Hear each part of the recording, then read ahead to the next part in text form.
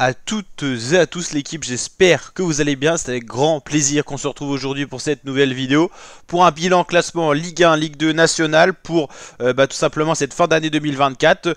Tous les matchs de Ligue 2 ont été joués, il y a encore un match de Ligue 1 en 16e journée qui va être joué, et globalement on va avoir un bel aperçu sur le classement Ligue 1, Ligue 2 nationale. On va voir quelle équipe pourrait être promue de Ligue 2 en Ligue 1, quelle équipe pourrait être reléguée de Ligue 1 en Ligue 2, et quelle équipe pourrait espérer de passer de national à Ligue 2. On va voir tout ça, on va analyser les états de forme des équipes. Sans trop de surprise, on retrouve à la première position du classement Ligue 1 le plus gros budget, le Paris Saint-Germain, qui n'a pas perdu le moindre match sur les 15 premières journées. 11 victoires, 4 nuls, 0 match perdu. Attaque la plus prolifique du championnat avec 40 buts marqués, seulement 12 buts concédés. Donc meilleure attaque et égalité en meilleure défense avec Monaco, 37 points et la meilleure différence de but. Globalement, le bilan de ce début de saison pour Paris en Ligue 1, il est très bon. C'est beaucoup plus compliqué en Ligue des Champions, mais c'est une toute autre compétition. Pour l'instant, Paris assume sa position de leader en Ligue 1 et ça, on ne peut pas dire le contraire. Deuxième position, Marseille, 30 points, c'est une belle saison pour l'instant pour Marseille, 9 victoires, 3 nuls, 3 perdus, un peu trop de matchs perdus s'ils veulent peser face au Paris Saint-Germain, il faudra être plus régulier et prendre plus de points. Une belle attaque tout de même, 32 buts marqués, c'est la deuxième meilleure attaque du championnat derrière Paris, 18 buts concédés, ça reste une défense solide qui des fois se fragilise et se morcelle un peu trop quand même. 14 en différence de but, ça montre que la défense manque un petit peu quand même de lucidité des fois. Monaco en égalité de points avec Marseille, 30 points, ça joue à la différence de but. Monaco marque pas assez quand même pour être dans ce haut de classement. C'est un peu il y a un peu de lacune dans ce domaine, mais en même temps ils ont une bonne défense qui leur a permis de s'imposer de nombreuses fois. C'est les mêmes statistiques que Marseille, 9 victoires, 3 nuls, 3 perdus. Quatrième, Lille, un peu plus loin, mais qui peut toujours espérer le top 3. Ça sera compliqué d'aller chercher Paris avec déjà 10 points de retard. Beaucoup de matchs nuls du côté de Lille, pas tant de défaites que ça, c'est la deuxième équipe qui perd le moins en Ligue 1 cette année avec Paris. Ils jouent en même temps l'Europe, ça se passe plutôt bien en Ligue des Champions, donc beau début de saison pour Lille en Ligue 1 et en Europe. 15 buts concédés, c'est correct, 25 buts marqués, c'est dans la moyenne.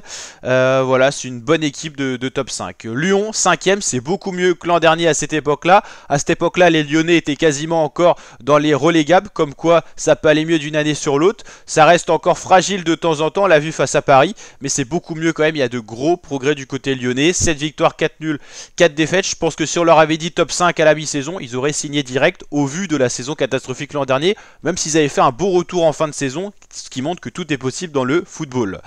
Voilà, en tout cas c'est intéressant ce qu'ils proposent en termes de jeu.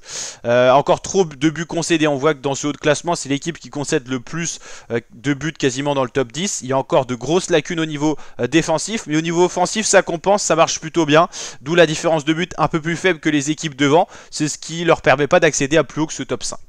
6ème Nice, ça a été pas mal au début, il y a eu des passages plus compliqués, d'où cette 6ème position, signe d'irrégularité. On peut faire le même bilan pour les Lensois, c'est le même bilan que pour Nice, ils pourraient être au-dessus, mais ils ont manqué de régularité, et les Lensois ils ont une bonne défense, mais c'est au niveau de l'attaque, il y a un manque de réalisme offensif encore assez important. Auxerre Toulouse, difficile de faire un bilan, ils sont dans le top 10 mais ça reste fragile, ça joue à quelques points, ils ont été irréguliers. Auxerre longtemps hors du top 15, Toulouse toujours en balance, différence de but de 0, attaque équivalente à la défense en termes de buts marqués et concédés, ça montre que c'est difficile de tirer des conclusions, ils peuvent tout à fait basculer vers le haut du classement comme vers le bas, ça tient à un fil et pour l'instant il serait trop hâtif de tirer des conclusions pour ces deux équipes. Reims, début de saison qui était beaucoup mieux que ça, ils ont pas mal perdu, ce qui fait qu'ils ont pas mal descendu dans le classement. Les Brestois, ils ont fait une saison excellente l'année dernière, c'est pas du tout le cas cette année, très bon en Europe, longtemps invaincus en Ligue des Champions, ils sont beaucoup moins performants en Ligue 1, c'était même inquiétant à un certain moment, ils étaient pas loin de la zone rouge, ils ont pris 6 points d'avance sur cette zone rouge, mais ça reste encore friable du côté brestois, trop de buts concédés, malgré une bonne attaque, ça montre qu'au niveau défensif il y a de gros progrès à faire, c'est une des pires attaques du championnat. Rennes, saison très très compliquée, habitué au top 5, Rennes laisse la place à d'autres équipes cette année. Rennes est un peu en crise de joueurs, il y a beaucoup de joueurs importants, cadres qui sont partis, notamment Benjamin Bourigeaud cette année. Beaucoup de joueurs sont partis par rapport aux années d'avant où ils faisaient souvent top 5, les Rennais. On peut penser à Gaëtan Laborde, Martin Terrier dans les 3-4 dernières années. Il y a eu beaucoup de joueurs qui sont partis, notamment les frères Doué. Ça a fait beaucoup de mal au Stade Rennais. Heureusement qu'il y a encore Arnaud Kalimuendo, c'est un peu le seul qui apporte cette folie. Mais voilà, manque de réalisme offensif, une défense trop friable et les Rennais se retrouvent logiquement à cette 12e place. Ça pourrait être pire pour eux, au même niveau que Strasbourg et à seulement 4 points de la zone rouge. C'est encore inquiétant, hein. Brest, Rennes, Strasbourg, saison qui pourrait être bien meilleure pour toutes ces équipes qui sont quand même habituées à mieux. Strasbourg maintenant, ça fait quelques années qu'on les retrouve dans le bas de classement, mais Brest et Rennes sont quand même nettement au-dessus.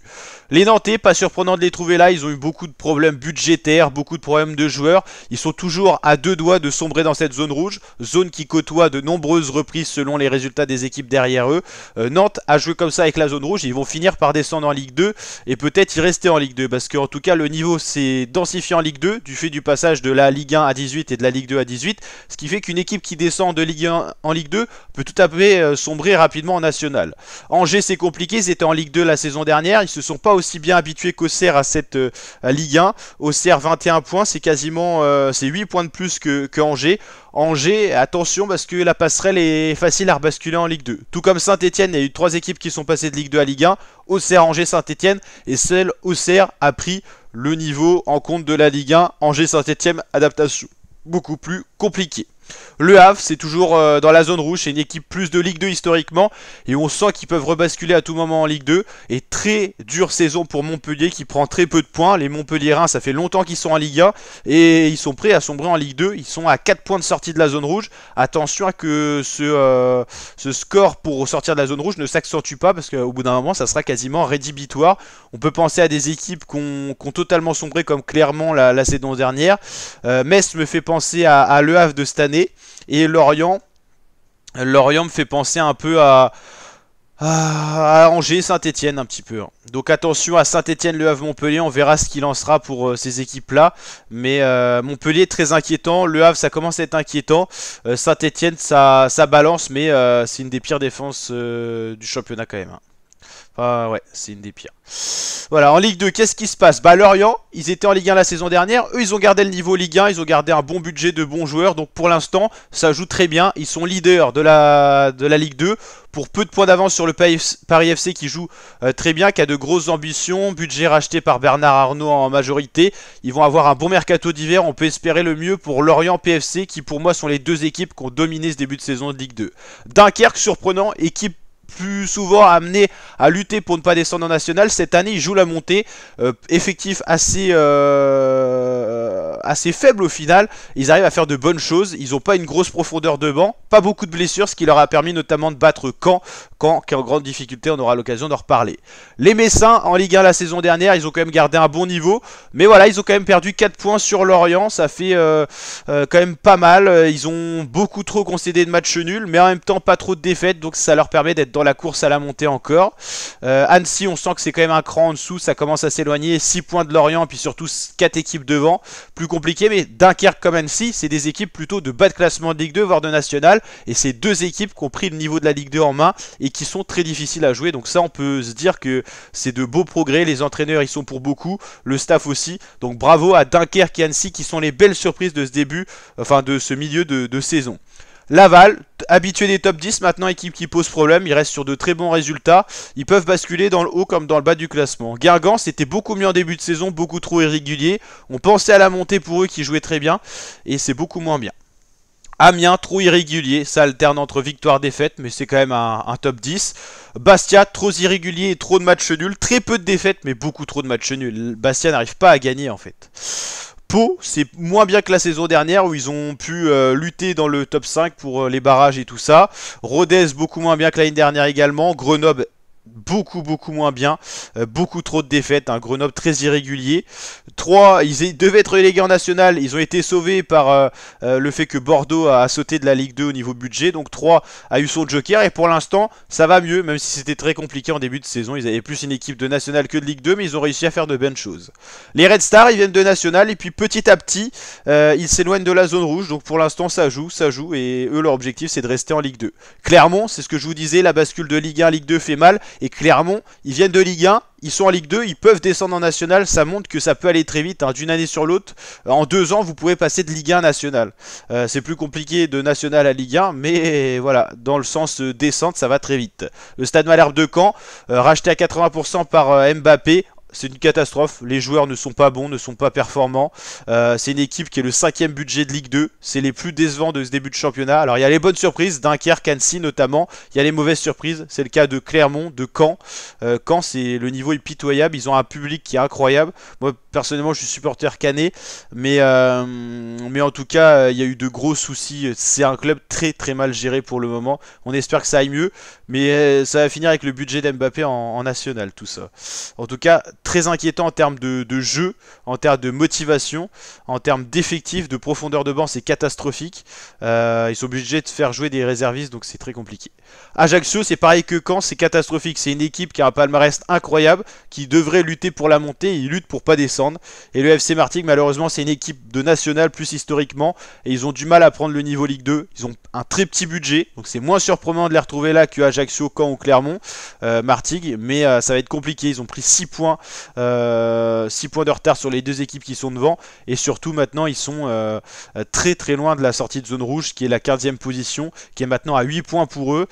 C'est comme pour Montpellier en Ligue 1, ça va être très compliqué, et Martigues ils peuvent pas attendre un vrai mercato d'hiver parce qu'ils n'ont pas un gros budget. Ils peuvent recruter 2-3 joueurs, mais ça va être compliqué pour les Martégots, surtout quand les 5 derniers résultats sont négatifs. C'est encore pire que les deux équipes devant, donc voilà, tout est possible. Il y a encore une mi-saison à jouer, mais ça devient compliqué. Pour la nationale, c'est Nancy et Boulogne qui font les deux bonnes surprises de ce classement. C'est encore très serré entre Nancy, Boulogne et Orléans pour la montée. Il y a un petit écart qui s'est creusé avec Sochaux, Dijon, Concarneau. Concarneau qui était en Ligue 2 la saison dernière. Ils ont très bien débuté Concarneau cette saison de nationale, et puis malheureusement ils ont un peu disjoncté après quoi. Donc Concarneau qui était en Ligue 2 la saison dernière. Ensuite on a Aubagne, Bourg-Péronas, Rouen dans le mi-classement, Le Mans, équipe qui devrait être quand même en Ligue 2 au moins, enfin au moins en Ligue 2, Ligue 1. Malheureusement, c'est des problèmes budgétaires. Quevilly, qui était en Ligue 2 la saison dernière, qui a totalement chaviré en bas de classement, et là ça va un petit peu mieux. Valenciennes, pareil, ils étaient en Ligue 2. Comme quoi, la passerelle Ligue 2 nationale, c'est pas si facile que ça le national. Hein. Regardez, Concarneau, Quevilly, Valenciennes, ils étaient en Ligue 2, et ils sont pas du tout dans la lutte pour la montée. Hein. Concarneau est à 5 points, ça reste encore jouable. Quevilly, Valenciennes, ils sont très loin. Alors imaginez-vous, quand vous êtes supporter de ces clubs-là, la tristesse que c'est. Nîmes, Versailles, Paris 13, Villefranche et Châteauroux pour terminer ce classement. Donc voilà, pas mal d'inquiétudes pour beaucoup de clubs. C'est moins inquiétant en Ligue 1 où c'est encore très serré. En Ligue 2, il commence à avoir des équipes comme Martigues, Ajaccio, Caen ou Clermont. C'est très inquiétant. En national, pour les descentes, Châteauroux, Villefranche, Paris 13, ça devient un petit peu inquiétant. Donc voilà pour ce bilan. N'hésitez pas à liker, partager, vous abonner. Je vous dis à très bientôt pour de prochaines vidéos l'équipe. Ciao ciao.